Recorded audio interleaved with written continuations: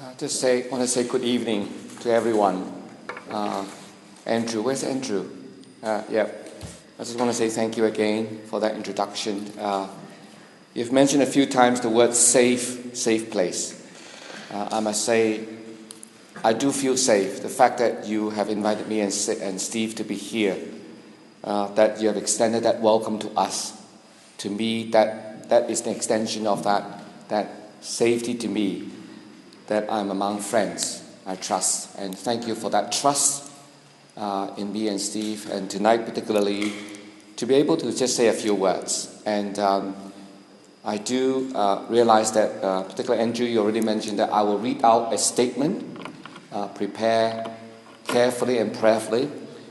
I know there's a sense of formality in that reading of that statement, but I hope that you do take it that it is also me personally, to share something very personal from me as well.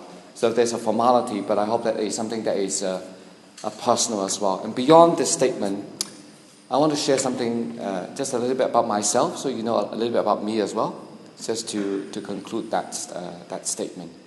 So I just want to say thank you again, and I want to read that statement, and I know that later on and throughout the week there's time for you to interact with the statement, and even tonight a time to ask some questions as well.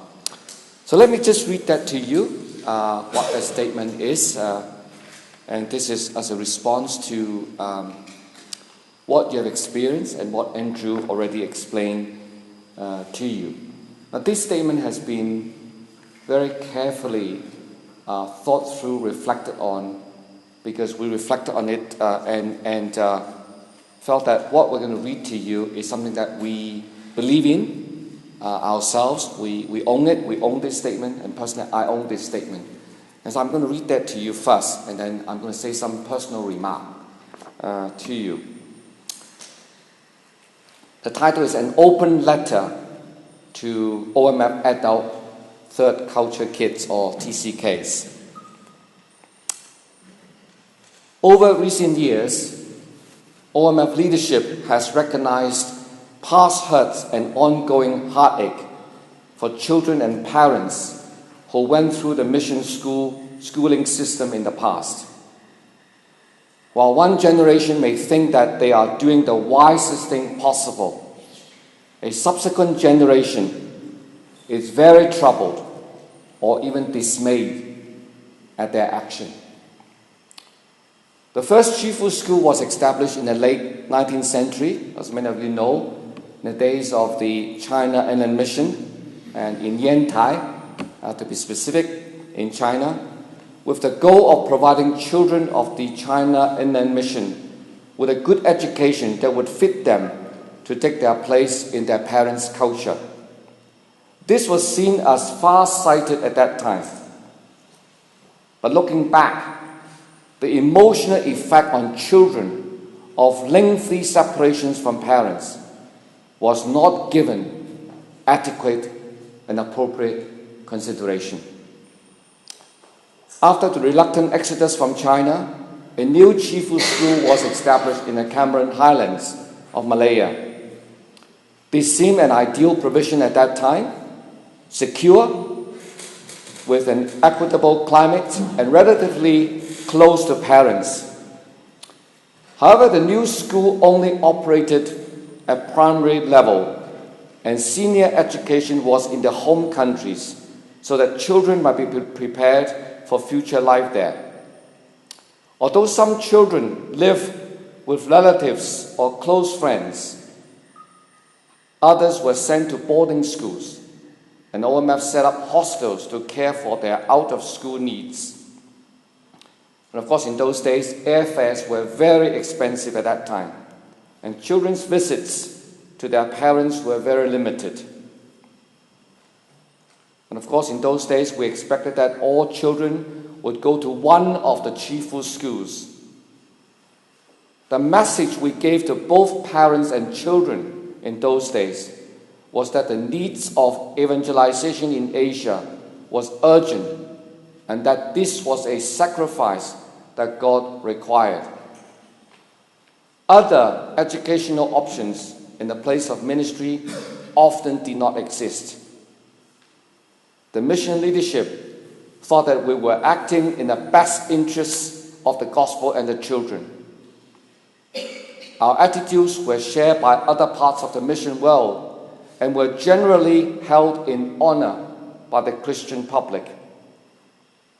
And at that time, we believed that if the parents made their sacrifice for God, God would give the extra grace needed to both parents and children. On reflection, however, we now recognize that OMF operated on a one-size-fits-all policy without due consideration of the nature and the needs of individual children and their families.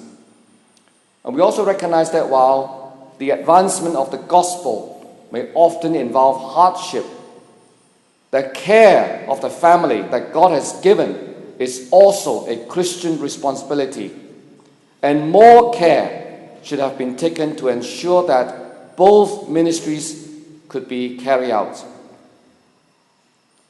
We have sought to address this carefully and comprehensively so that today's TCK policies, care systems, and options are significantly different. This is the result of reflection before God, serious listening to those who had both positive and negative experiences, as well as learning across different agencies. While there are those who found their experiences nurturing and positive, there were others as well for whom such policies in the past resulted in feeling of alienation, rejection, and pain. And I may add the word just now, Andrew used the word exile. Certainly for many, that is a very strong feeling of exile, being in exile. And that is very real for many. The current leadership deeply regret that such policies have resulted in varying degrees of heartache for the parents and children who went through the system. Looking back from our vantage point, we recognize that some of the pressures the organization put on the parents were not God-glorifying. And now we recognize this mistake that we made and ask for forgiveness, for we deeply regret for the pain that we've seen in many of these children that we've caused. And we want to open the doors of reconciliation and healing. Just now I mentioned the word one size fits all. That was a system. And looking back, that was a problem. As I came up here, I also pray that today is also just the beginning. And I hope that it is not a one gathering fix all, but that it is a gathering of everybody. As just now our friends have shared, this is, we are all in it, that there is an openness throughout the next few days that we can share together. For some of you, this may be your first time to meet me. I met a few of you before, and I know some of your parents. I just want to share a little bit, if you give me just a few more minutes, just a bit about myself, and so that you know where I'm coming from. I have a 21-year-old daughter and 15-year-old son. My daughter went to India last year for a short-term mission, and she went to India for about 2 months. She was very happy there, but towards the end of the trip in India, she caught an infection called scrub typhus, quite serious.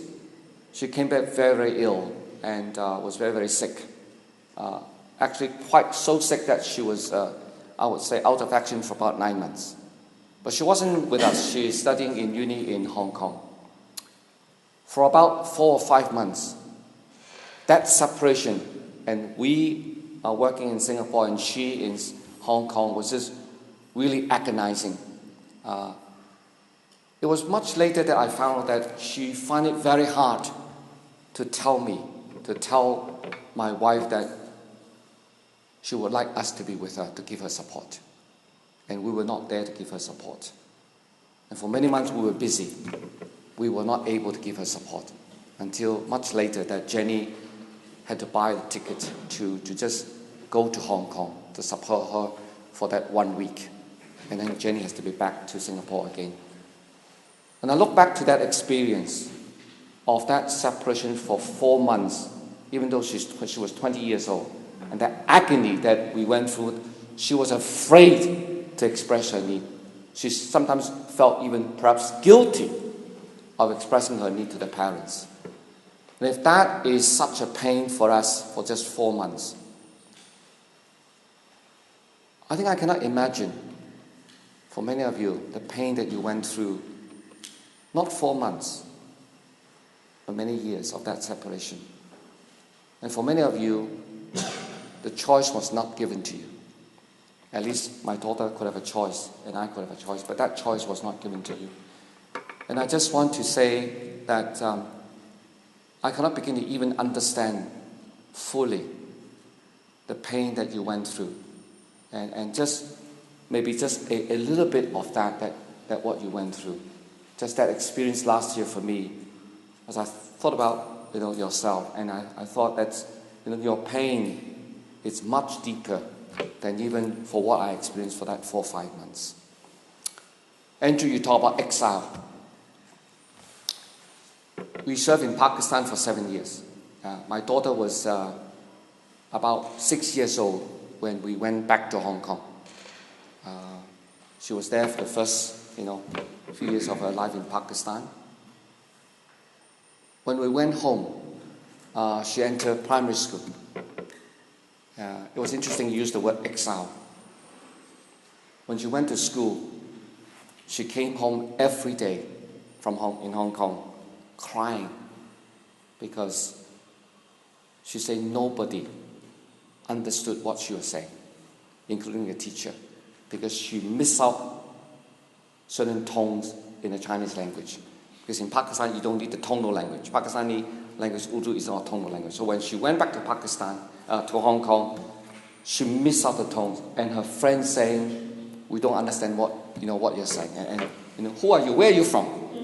Where are you from? How come nobody understands you? Even the teacher came to see us. She cried every day when she came back. And I think almost for about a month or 2, we probably cried with her every night when she came back. It was just very, very painful of the experience of, we didn't use the word exile, but exactly, you described the experience of returning from exile, of being alienated and not identified with the people. We took her to see a speech therapist. The first time consultation with a speech therapist was very, very challenging, because the speech therapist told her and said, why are you so uncooperative? You should be able to pick up those tones. Why are you not picking up those tones? You are trying to be uncooperative. Until we wrote a letter to the speech therapist and explained to her that for the last 5 years she was in Pakistan, please be gentle with her. And that just changed a little bit for the speech therapist to understand what she went through. And for the next 20 months, it was intensive speech therapist training. And she grew out of that. And I think, just looking back, and the feeling of being in exile is very real. The feeling of no choice is very real.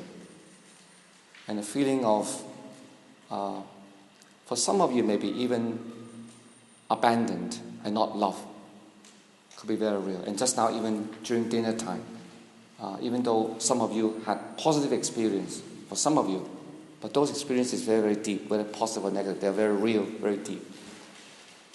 I want to close by just sharing 3 things, and very, very briefly, and that is this, that as I prepare to come up here, in my heart,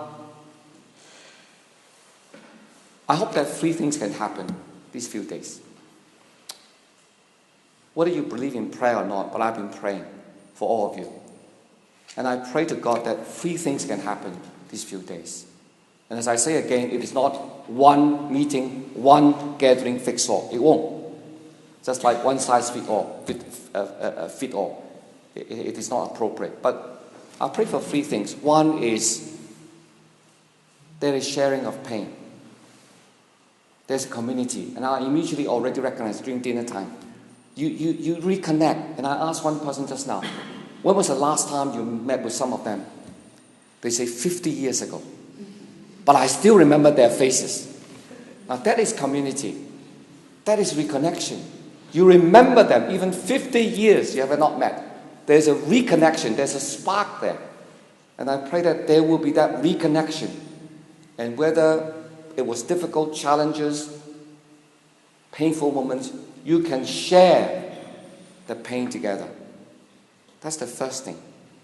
And that is very real. The second thing I pray for is that there is also sharing of hope and joy as well. And then I pray, in the next few days as you go for outings, there's recollection of something in the past that could bring back fond memories of the past. And I hope that all that memory, not everything is painful. There could be some fond memories. And maybe you have sort of put it away in your mind somewhere, but that few days in the days to come, those things will re-emerge of very fond memories. Maybe friendship. Maybe the butterfly farm. I don't know. Something that you recollect those memories. And I pray that will bring back something that is very sweet to your heart. The hope you can share together. But there is a third thing I want to pray for as well. That you share together. You share the pain together. You share the joy and hope together. But there's something you share together as well. And that is forgiveness. And here today I come before you on behalf of the organization to ask, to request for forgiveness. But perhaps for some of you, for the next few days, it's not to request, because if we did the wrong, but it's for you to grant forgiveness. To grant forgiveness. Because only by forgiveness, I believe, that we can be liberated from the bondage of pain. We will not forget those pains. Those pains will stay, and we will remember those pains. But only by forgiveness that we will be liberated from the bondage of pain. That we will no longer be enslaved to those pains. And that you can experience that joy and hope and liberation again. As I said before, I think for many of you, perhaps these few days may be just the beginning. I don't expect that, just because you spend time for a few days together, it will fix everything. But I pray that it will be a good beginning for many of you. I will be praying for you. And thank you again for the privilege of being here. Thank you very, very much indeed for just extending that friendship to me. That means a lot to me. That welcome, that safety to me. That means deeply to me. I just want to say thank you to not just to Andrew, but to the committee, but also to everyone here who is here just to share together. Just want to say thank you. And thank you, Andrew.